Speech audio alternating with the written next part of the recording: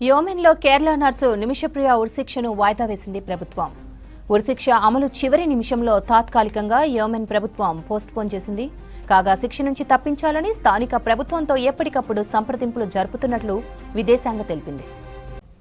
యోమెన్లో Kerala nurse Nimishapriya ఉరిశిక్షను వాయిదా వేసింది ప్రభుత్వం. ఉరిశిక్ష అమలు చివరి నిమిషంలో తాత్కాలికంగా యోమెన్ ప్రభుత్వం పోస్ట్పోన్ వేసింది. కాగా శిక్ష నుంచి తప్పించాలని స్థానిక ప్రభుత్వంతో ఎప్పటికప్పుడు సంప్రదింపులు జరుపుతున్నట్లు విదేశాంగ శాఖ తెలిపింది.